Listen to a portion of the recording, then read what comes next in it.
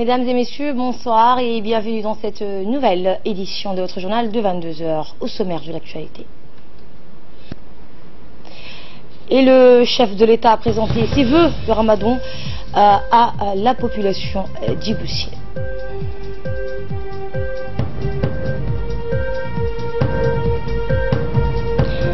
Et en Somalie, il a été autorisé l'Union africaine à maintenir sa mission de paix en Somalie jusqu'à fin juillet.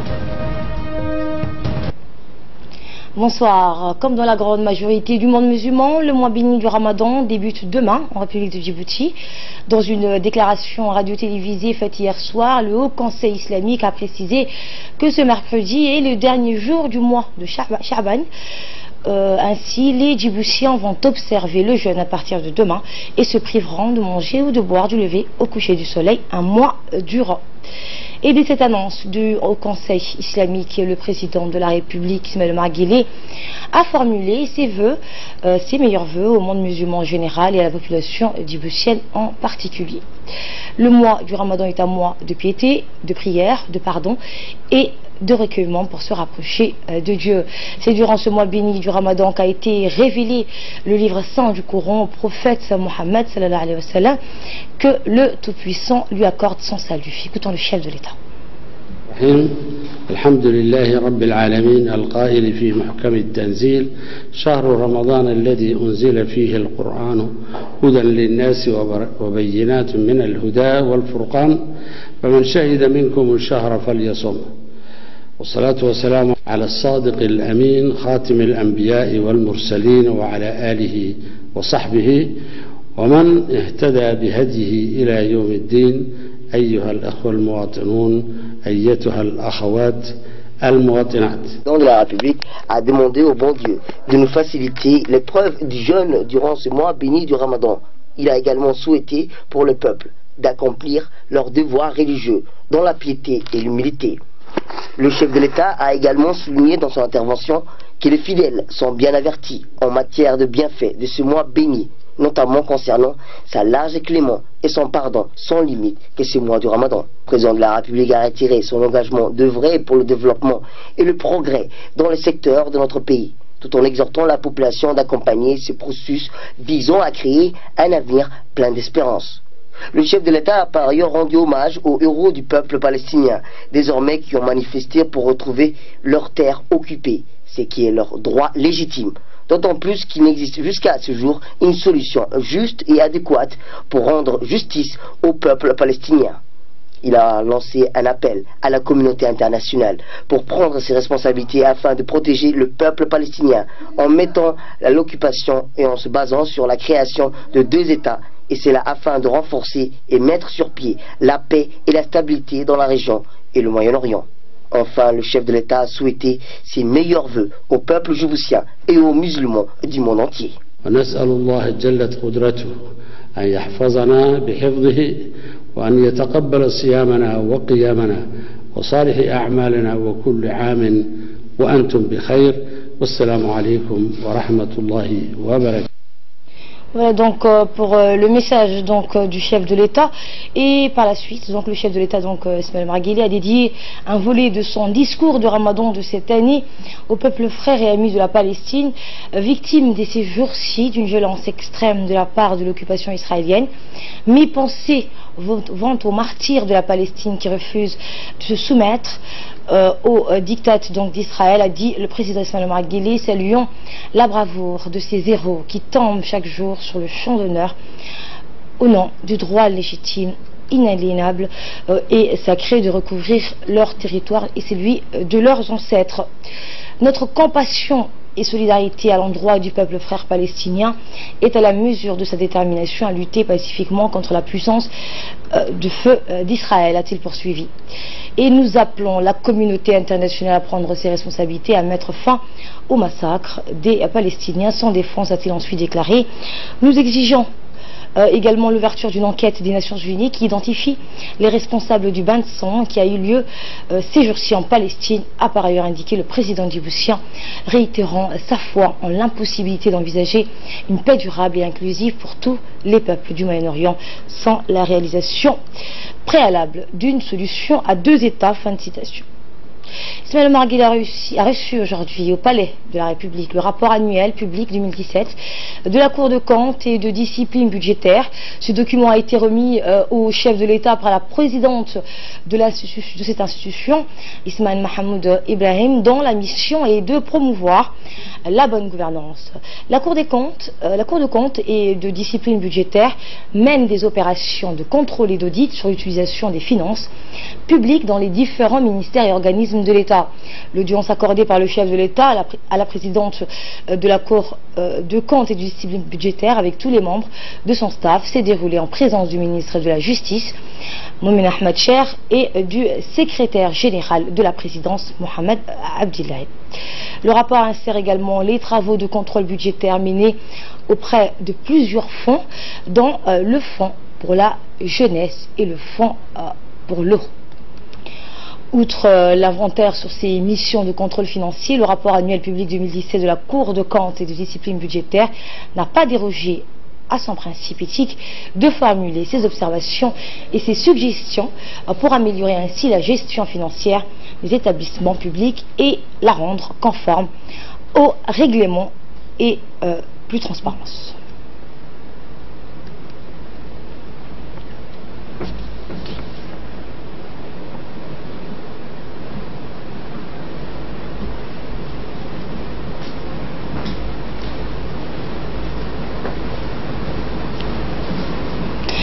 Au cours d'un point de presse réalisé peu après son entrevue avec le chef de l'État, Mme Ismaël Mahmoud Ibrahim a précisé que le document remis faisait essentiellement état des audits menés auprès d'institutions nationales gérant les financements extérieurs. Voici ses propos. Comme vous le savez, la remise de rapport public de la Cour de comptes annuellement est une obligation légale que la Cour de comptes s'emploie à respecter. Ce rendez-vous annuel pour rendre compte et rendre public les résultats des travaux de contrôle de l'année écoulée. Ce rapport contient les résultats des travaux de contrôle que nous avons menés pendant l'année 2017. Il concerne particulièrement des faiblesses qui concernent le fonctionnement et l'organisation dans la gestion des projets de développement sur financement extérieur. Dans un deuxième chapitre, il met en avant les difficultés constatées et les faiblesses en ce qui concerne les structures autonomisées, dites fonds. Nous avons contrôlé le fonds de la jeunesse, le fonds de l'eau, le fonds de solidarité, assurance maladie et consorts, et le fonds de la douane, qui sont des fonds qui sont gérés par la direction de la douane et des droits indirects. Et les faiblesses qui ressortent, constatées par la Cour de comptes, sont des faiblesses du cadre organisationnel et financier, et notamment l'absence de comptable public, celui qui est gardien des fonds publics et qui rend compte à la Cour de comptes, c'est le comptable public. Donc la faiblesse, le reproche en premier lieu qu'on met en avant pour l'ensemble de ces structures, c'est l'absence d'un comptable public attitré et dédié à rendre compte de sa responsabilité auprès de la Cour de comptes. Durant cette réunion, nous avons évoqué le fonctionnement général de la Cour de comptes, les difficultés que nous rencontrons sur le terrain pour pouvoir mener convenablement nos missions et nos responsabilités. Et le chef de l'État nous a assuré de tout son soutien pour que la Cour de comptes aille de l'avant et mène ses missions conformément à la loi. Donc pour les explications de la présidente de cette institution, c'était juste après son entrevue avec le chef de l'État. Et par la suite, une réunion a eu lieu à la Cour de comptes, justement, en collaboration donc avec l'association, la commission, pardon, de la lutte contre la corruption. Les points donc ont porté sur ce document, un document qui a été remis, on le rappelle, au chef de l'État et qui a pour but de promouvoir la bonne gouvernance. Eh bien, la Cour de comptes et de discipline budgétaire mène, on le rappelle, des opérations de contrôle et d'audit sur l'utilisation des finances publiques dans les différents ministères et organismes. Écoutez justement la présidente de l'institution, donc de la Cour des comptes. Une position centrale, en ce sens qu'elle a mandat pour détecter les actes susceptibles d'être qualifiés d'infraction au sens des lois et plus particulièrement du Code pénal. Pour l'heure, je tiens à vous informer que la Cour des comptes est engagée dans un programme régional visant à soutenir les institutions supérieures de contrôle des finances publiques à développer une stratégie d'implication des parties prenantes clés en vue de créer des passerelles de coopération et d'échange. Également dans l'actualité, sur invitation du président de l'Assemblée nationale, Mohamed Ali Hamad, une journée porte ouverte a été organisée hier à l'endroit des élèves à besoins spéciaux issus du centre de protection de l'enfant.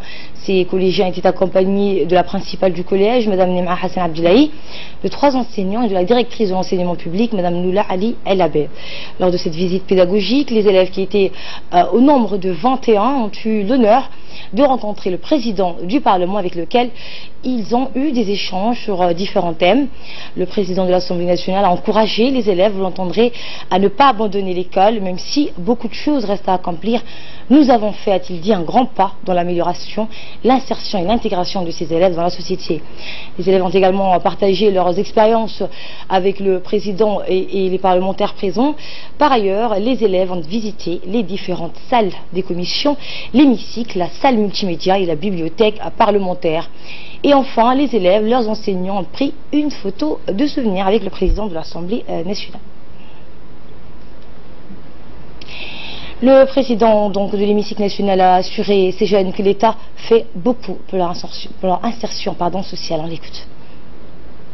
C'est un plaisir pour nous de vous accueillir ici, la Maison du Peuple. Comme vous le savez, c'est ici qu'on fabrique toutes les lois. Nous sommes là pour légiférer les lois. Et pour nous, la population, nous sommes la voix de la population. Donc c'est la population que nous avons élue ici, dont vous faites partie. Vous êtes jeunes, vous êtes le futur relève. Et aujourd'hui, nous, on est censé délaisser derrière nous des choses utiles pour la vie des uns et des autres. Donc, et c'est sans distinction.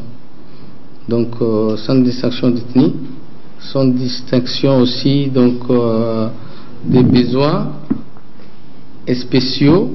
Vous êtes comme nous, nous sommes comme vous. Donc faut pas que vous soyez gênés.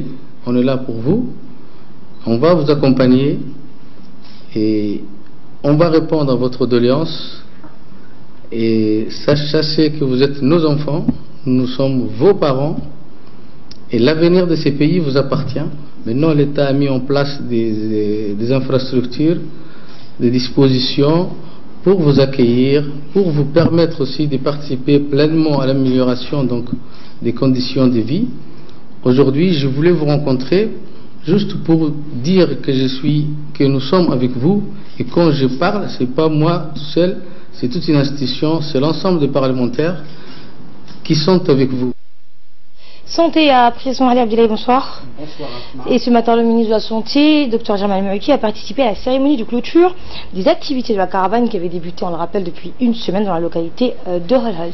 Eh bien, en effet, après la région de l'unité Asma Dikil, c'était au tour de la région d'Ali Sabieh d'accueillir cette caravane médico-chirurgicale qui vient juste de prendre fin.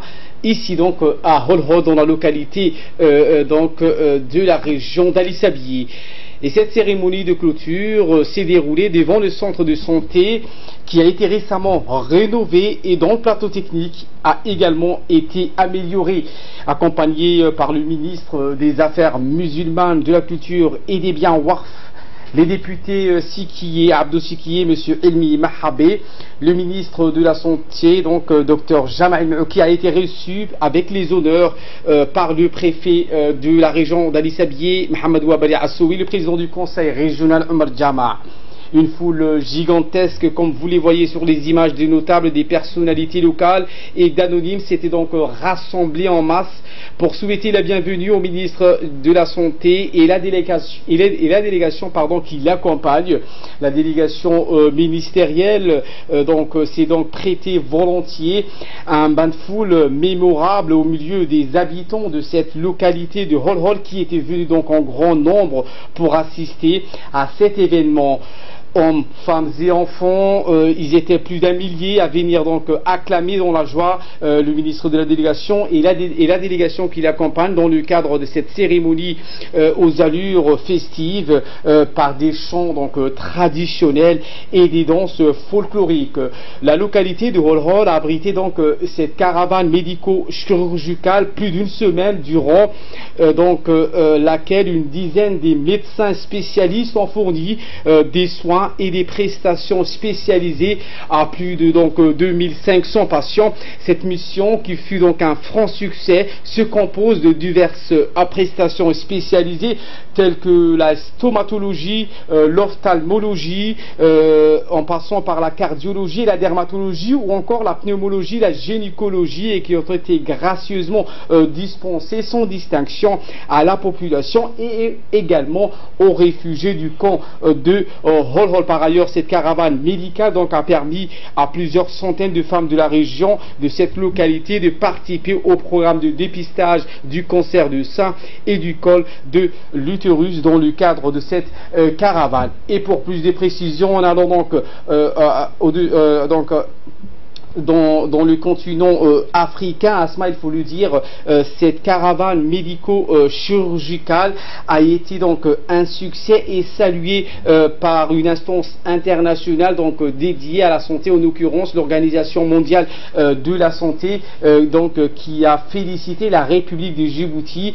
Cette caravane, on le sait, donc a permis aux populations vivant dans les régions et les localités les plus reculées du pays à bénéficier de ces prestations médicales spécialisées de tout genre, comme je l'avais indiqué précédemment.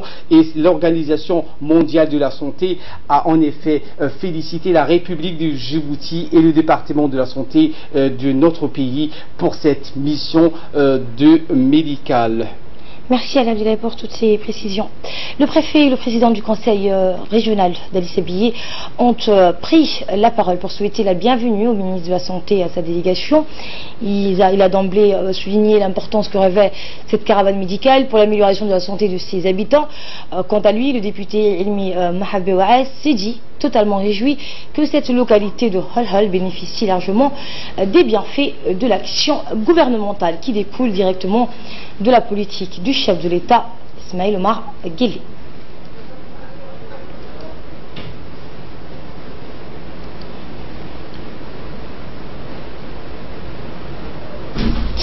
Et dans son allocution, le ministre des Affaires musulmanes, de la Culture et des Biens Warf, Momin Hassan Baré, a indiqué que le développement de la localité de Holhol était sur des bonnes voies. Il a rappelé que grâce à la politique du chef de l'État, les promesses faites aux habitants de Holhol ont été honorées dans son ensemble. Et en prenant la parole, le ministre de la Santé, Dr Jamal Mioy, qui a présenté les objectifs de cette caravane médicale qui correspondent, a-t-il dit, aux directives de la feuille de route édictée par le chef de l'État. On l'écoute. Suivant les instructions du président de la République, nous avons commencé une caravane médicale spécialisée depuis Asserela, Sankal, Ali Adé et aujourd'hui nous voilà à Holhol. Cette caravane reste sur place environ une dizaine de jours. Et elle est composée de médecins et surtout de médecins spécialistes dans lesquels il y a toutes les spécialités, que ce soit l'orthopédie, la pédiatrie, la cardiologie, la médecine interne ou la néphrologie. Il y a les gynécologues, il y a aussi les pédiatres. Donc il y a plusieurs spécialités qui se déplacent. Vous le savez, lorsque le président de la République s'est rendu compte qu'il y a les différentes étapes ou les différentes un service du département de la santé qui travaille au niveau de Djibouti-Ville devait se déplacer dans les régions les plus éloignées. Pourquoi? Parce que dans sa politique, dans sa vision éclairée, la première chose et la chose la plus importante est que tout Djiboutien puisse avoir droit, le même droit et le même devoir. Dans ce droit figure la santé. Et sur la question de la santé, les spécialistes ou les plateaux techniques ou les grands hôpitaux se trouvent dans la capitale.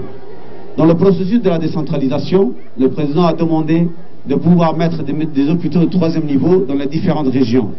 Et, alhamdulillah, grâce au président, Ali Sabih a eu un hôpital digne de son nom de 3e niveau. Néanmoins, les localités, eux aussi, ne doivent pas rester en arrière et la caravane médicale spécialisée a été mise en place pour eux.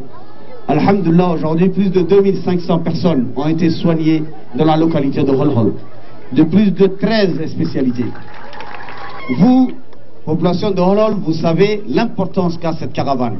Et toutes les personnes qui ont bénéficié, toute personne qui n'a pas eu la chance d'aller jusqu'à Djibouti, peut-être par manque de moyens, peut-être parce que un problème de rendez-vous ou autre, aujourd'hui ici, les médecins sont venus à leur porte, à leur maison, pour leur offrir un service de qualité. Donc c'est grâce à Dieu, grâce à notre président et grâce à eux qu'on doit les remercier matin, midi et soir. Pour conclure, le département de la santé, en collaboration avec le département de Bien Waraf et de la culture, à la tête mon frère Momin, nous avons voulu aussi venir avec des choses supplémentaires, c'est-à-dire comme c'est le mois béni de Ramadan, et surtout, enfin féliciter mon frère Momin, nous avons amené des vivres et des dates pour la population la plus démunie. Plus de 400 familles auront la possibilité de profiter de ces vivres. Holhol était le premier village à avoir l'électricité et l'électricité solaire, premièrement. Aujourd'hui, cela est dépassé, puisque le président de la République, après la promesse qu'il a donnée, a ordonné l'électrification de tous les villages de Holhol et le travail est en train de se terminer et vous le voyez avec vos propres yeux. Vous avez dit à maintes reprises qu'il y a un problème d'eau. Toutes les canalisations d'eau sont en train de se changer, de nouveaux forages sont en train de se faire et bientôt 2 autres forages qui étaient dans le projet de la Banque mondiale avec l'hôpital se fera. Vous avez demandé l'hôpital a été réhabilité complètement. Le réseau téléphonique est à point et marche très bien. Et après cette série de discours, le ministre de la Santé a procédé à la remise d'un lot important de vivres, des dates, de couvertures et de moustiquaires imprégnés, destinés pour quelques 400 ménages les plus défavorisés. Un don de la première dame, composé des lots d'habits et vêtements pour 1000 femmes, ont été également remis en main propre aux autorités locales par le ministre de la Santé. À cet effet, le ministre n'a pas manqué de rappeler aux autorités locales de veiller à ce que la distribution de ces denrées et matériels soit faite équitablement, avec une attention particulière et une priorité absolue en faveur des ménages les plus démunis. Toujours dans le cadre de la cérémonie de clôture, le ministre de la Santé et sa délégation ont été invités pour une visite des salles de consultation pour s'informer du déroulement des activités des caravaniers de la santé qui se déroulent dans les locaux fraîchement rénovés du centre de santé de Holhol.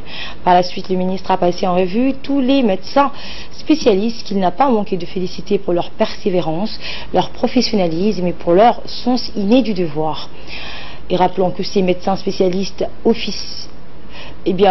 sont donc depuis une dizaine de jours à Holhol pour offrir gratuitement aux habitants de soins spécialisés de qualité dans les domaines tels que la gynécologie, la stomatologie, le réel, la pneumologie, la pédiatrie, la dermatologie, l'ophtalmologie et la cardiologie.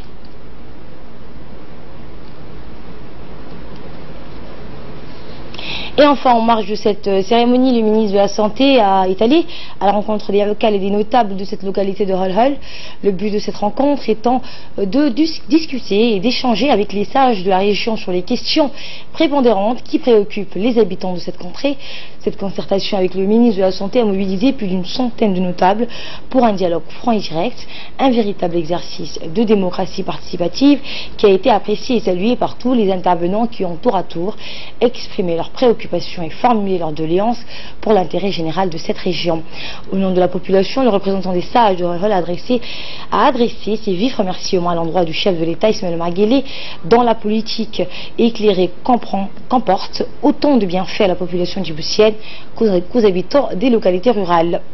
Le docteur Jamal Mewiki a tout d'abord remercié l'assistance pour avoir répondu aussi nombreux à son appel. Il a demandé de transmettre également ses remerciements à la population de Holhol pour leur mobilisation massive à la cérémonie de clôture. Le ministre de la Santé a pris bonne note de toutes les doléances exprimées qui seront, a-t-il dit, transmises aux membres du gouvernement pour pouvoir y répondre dans les plus brefs délais.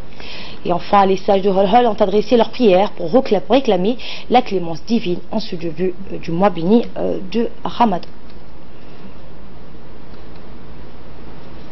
À l'issue de cette journée de clôture, plusieurs habitants de cette localité de Holhol ont déclaré leur pleine satisfaction de cette politique de santé de proximité initiée par le ministère de la Santé. Ils ont unanimement exprimé leur remerciement au chef de l'État et à la Première Dame pour leurs efforts continus en faveur du développement socio-économique de notre pays. Également dans l'actualité, à l'initiative du ministère délégué chargé de la décentralisation, le thème de la résilience ou l'adaptation aux conditions du moment a été au centre d'une importante réunion de concertation avec les responsables du département de l'agriculture. Co-présidée par le ministre délégué chargé de la décentralisation, Ahmed Mohamed Al-Amis, et son collègue de l'agriculture, Mohamed Ahmed Awalé, cette rencontre avait un triple objectif: s'informer des activités programmées ou à venir, en précisant les zones concernées, améliorer et rendre plus efficaces les interventions dans les régions, en coordonnant les actions avec le ministère en charge de la décentralisation, et réfléchir sur les interventions en situation d'urgence lors de l'arrêt de fonctionnement des moteurs de pompe à eau près des fourrages ou les retards, l'approvisionnement en eau, les populations vivant dans les zones reculées du pays. Dans son mot d'ouverture, le ministre délégué chargé de la décentralisation a tout d'abord remercié son collègue de l'agriculture et ses collaborateurs d'avoir répondu à l'invitation. Il a rappelé l'importance du ministère de l'Agriculture dont les actions sont résolument tournées vers le développement des régions. Le ministre de l'Agriculture, Mohamed Ahmed Awalé, s'est engagé à renforcer les services déconcentrés en moyens humains et matériels pour répondre aux attentes de la population rurale et sur une étroite collaboration avec le ministère délégué chargé de la décentralisation. Les deux ministres sont convenus d'organiser à l'issue du mois béni de Ramadan des réunions techniques de concertation tournante dans les régions impliquant les équipes de deux départements concernés. Suivons à présent les explications du conseiller technique du ministre de la décentralisation. La réunion qui s'est tenue aujourd'hui au sein du ministère de la décentralisation avec le ministère de l'Agriculture avait deux objectifs. Le premier objectif était de répondre à une volonté du président de la République que les ministères puissent collaborer et travailler ensemble pour rendre les services auxquels ils sont en charge à la population djiboutienne. Le deuxième objectif de cette réunion était de renforcer la synergie qui existe entre les deux ministères, c'est-à-dire nous travaillons déjà auparavant ensemble, puisque ce sont principalement deux ministères qui sont présents dans les régions rurales de la République de Djibouti, de renforcer cette synergie en essayant de créer encore un peu plus une collaboration plus étroite pour pouvoir coordonner les actions des uns et des autres pour permettre une plus grande visibilité et surtout rendre un service encore plus professionnel pour les administrés des régions rurales. Dans le reste de l'actualité, le ministère de l'Habitat, de l'Urbanisme et de l'Environnement a organisé les 13 et 14 mai dernier les assises nationales sur l'application de la réglementation en matière de protection de l'environnement. Ces assises se sont déroulées dans la région d'Arta. Donc elles ont réuni une cinquantaine de représentants de la société civile, des ministères clés et des autorités régionales. Ces assises ont permis d'engager une réflexion approfondie sur les problématiques environnementales spécifiques à Djibouti. De plus, ces assises de 2 jours ont été une tribune permettant de sensibiliser les autorités et les parties prenantes locales sur les enjeux environnementaux. Les participants ont discuté des textes législatifs et réglementaires en matière de protection de l'environnement.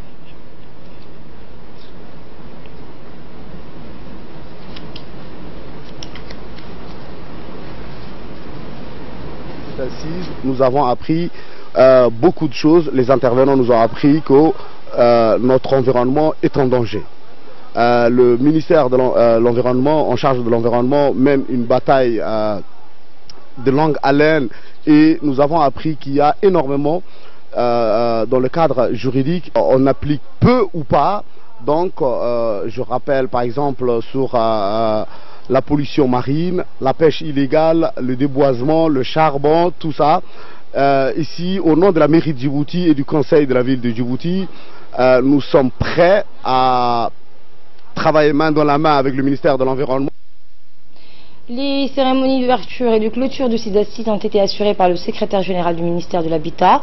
Ce dernier a rappelé l'importance de la tenue de ces assises afin de préserver l'environnement. Voici ses propos. De nos 2 jours d'assises sur l'application de la réglementation relative à la protection de l'environnement. Hier matin, nous avons eu des présentations techniques sur les 3 thèmes de discussion. Hier après-midi, nous avons organisé les tables rondes sur les 3 thèmes et nous avons constaté qu'il y a eu beaucoup de recommandations sur chacun de ces 3 thèmes, à savoir la pollution sur le corridor Djibouti-Galafi, la perte de la biodiversité et la protection du littoral djiboutien. La qualité et la richesse de ces recommandations montrent une bonne implication de tous les participants qui représentent de toutes les institutions nationales impliquées dans la gestion de l'environnement, que ce soit les conseils régionaux, les préfectures, les ministères techniques, la société civile ou le secteur privé. Sans transition, une pollution donc au gasoil est survenue dans la matinée du 14 mai dernier près de Ouéra, occasionnant le déversement accidentel d'une quantité importante du gasoil. Ce fut donc une occasion pour une partie des participants des assises nationales sur l'application de la réglementation nationale en matière de protection de l'environnement qui se tiennent à Arta de constater de visu les procédures et actions du ministère de l'Habitat, de l'Urbanisme et de l'Environnement en cas de pollution. Ainsi, le directeur de l'Environnement et du Développement durable, accompagné du président du conseil régional d'Arta, de représentants de la gendarmerie et des responsables d'autorités compétentes, se sont rendus sur le lieu de l'accident du camion transportant les hydrocarbures. Et ce déversement accidentel de gasoil porte sans aucun doute préjudice à l'environnement, notamment à la végétation, les sols et sous-sols. Des mesures urgentes ont été prises sur le dit lieu, telles que la sécurisation du lieu et la mobilisation de la grue de la gendarmerie nationale pour déplacer le camion accidenté dans le but d'arrêter au plus vite le déversement du gasoil et ainsi minimiser les dégâts environnementaux. Et par la suite, conformément au code de l'environnement, notamment le principe de pollueur-payeur, des dispositions judiciaires seront prises à l'encontre des responsables de cette pollution par le ministère de l'Habitat. Dans le reste de l'actualité, une importante cérémonie de clôture de la semaine de sensibilisation sur les valeurs de la patrie à l'école, initiée par le haut commandement militaire et mis en œuvre par le ministère de l'Éducation nationale, a eu lieu avant-hier au centre d'instruction tactique et technique d'Ambouly. Cette cérémonie placée sous la présidence du chef d'état-major général de l'armée, Zakaria Cheikh Ibrahim.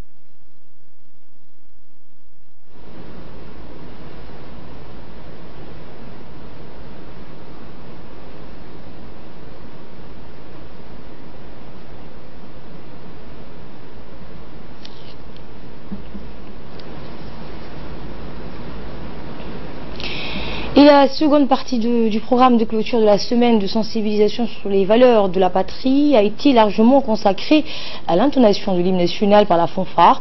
Des activités sportives étaient également proposées aux collégiens. Des coupes et des médailles ont été également remis aux chefs d'établissement dont les élèves ont brillé lors dans toutes les différentes disciplines sportives et les activités.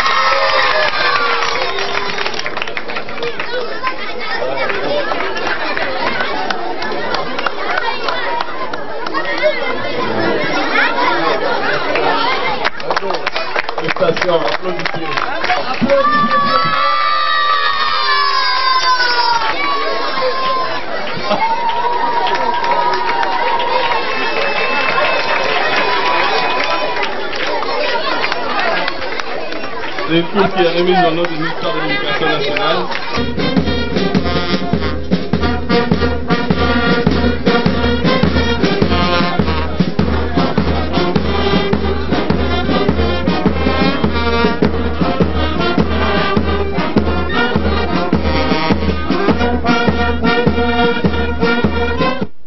Et suivons à présent l'ambiance de la troupe militaire Hadbi.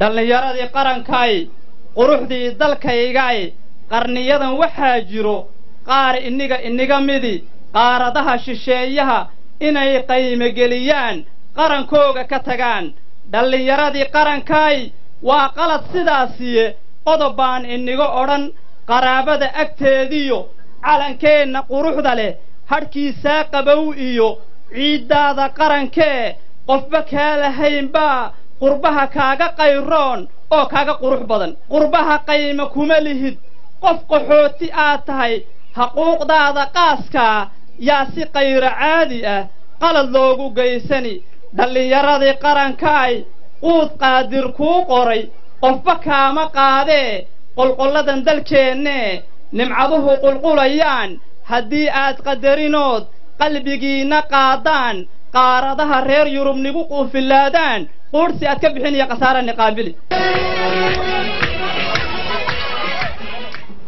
Et pour clore l'actualité nationale, je vous emmène à Ali Adé, où une forte délégation s'est rendue au village, donc à cette localité, pour une visite de travail, afin de s'entretenir avec les réfugiés vivant dans cette localité. Cette délégation était conduite par la coordinatrice résidente du système des Nations Unies, Barbara Manzi, et accueillie par le secrétaire exécutif de l'ONARS, Hussein Hassan Dalal, et le staff de cette localité de Ali Adé. La délégation était composée du nouvel ambassadeur des États-Unis d'Amérique à Djibouti, Larry André, du nouvel ambassadeur du Japon à Djibouti, Koji Yonetani, d'un représentant de l'Union européenne, ainsi que le personnel du HCR et de l'ONARS. Après les discussions, la délégation a fait un tour d'horizon dans l'établissement scolaire que fréquentent les enfants des réfugiés.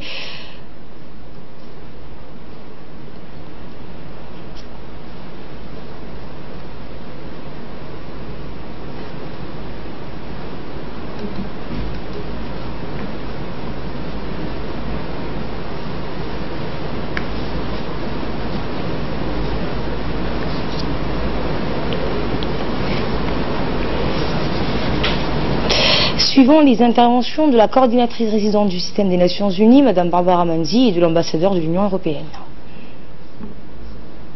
Au village maintenant des réfugiés des Ali Adé, grâce à tout le travail que ONARS et le gouvernement et les collègues des Nations Unies, avec la contribution très généreuse des bailleurs de fonds, on est réussi vraiment à trouver un peu un bon environnement. Quand même, il y a beaucoup à faire encore, surtout parce que c'est important que les réfugiés eux-mêmes puissent trouver la façon de réaliser leurs rêves et on sera là pour les accompagner toujours en conjoint avec l'ONARS et avec les différents partenaires. Mais surtout, important, que les réfugiés puissent eux-mêmes s'exprimer et trouver quelque chose pour leur futur. On a vu tous les réfugiés, on a rencontré des représentants des réfugiés, des femmes, de la jeunesse, de tous les pays qui sont représentants. Ils ont tous exprimé leur appréciation pour le gouvernement djiboutien. Et je crois que c'est très important. Évidemment, on a aussi constaté qu'il y a beaucoup de besoins. On va retourner chez nous, on va discuter ça avec les spécialistes et on va essayer ce qu'on peut encore faire dans le futur. Je sais, pour l'Union européenne, les réfugiés, c'est quelque chose qui nous tient à cœur et je sais qu'un soutien pour l'ONAS, ça c'est dans le pipeline. Et suivez cette fois les mots prononcés des ambassadeurs des États-Unis et du Japon.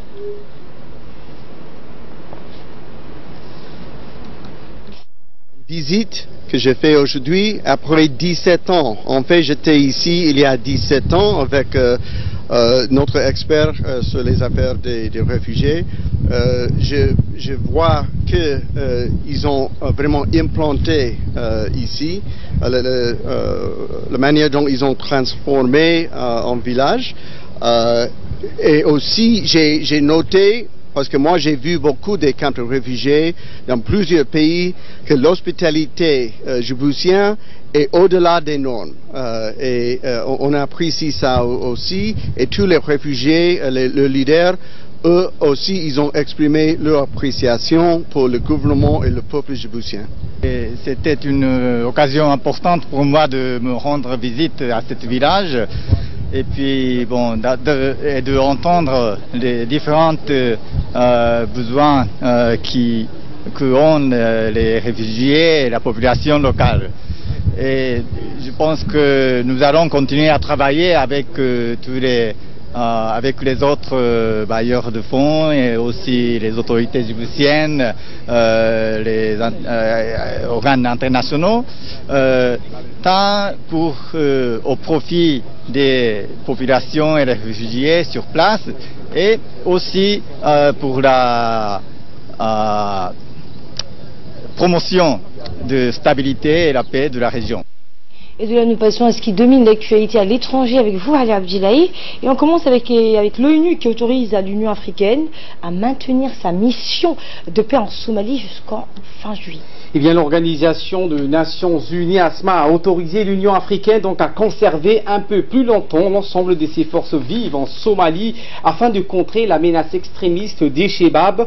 Le Conseil de sécurité attend en effet d'étudier un rapport sur la situation locale avant de prendre les décisions qui s'imposent dans ce dossier. Plus précisément, en ce qui concerne le futur de la mission de l'Union africaine en Somalie, intitulée l'AMISOM et qui comprend plus de 21 000 hommes actuellement. Pour le moment, donc, les Nations Unies souhaitent diminuer progressivement le contingent des troupes internationales sur le territoire d'ici donc le 30 octobre prochain. Un total de 20 626 unités, tout personnel confondu, et même envisagé cette date butoir. Et nous enchaînons avec la Palestine. La direction palestinienne basée en Cisjordanie occupée a annoncé donc aujourd'hui le rappel de ses ambassadeurs dans 4 pays de l'UE qui ont envoyé des représentants à une cérémonie israélienne en l'honneur de l'ouverture de l'ambassade des États-Unis à Jérusalem. L'Autriche, la Hongrie, la République tchèque et la Roumanie sont concernés, se sont indiqués les ministres des Affaires étrangères palestiniennes. Des représentants de ces pays ont pris part donc à cette cérémonie avec la délégation américaine au ministère des Affaires étrangères israélien. Donc à la veille de cette inauguration de l'ambassade des États-Unis à Jérusalem, la direction palestinienne a suspendu, il faut le dire, tout contact avec les officiels américains depuis l'annonce du président américain Donald Trump le 6 décembre dernier de sa décision de reconnaître Jérusalem comme capitale d'Israël. Merci Ali Abdillahi pour toutes ces précisions. Voilà, c'est la fin de ce journal. Merci à vous qui nous suivez. Ramadan Karim à toutes et à tous.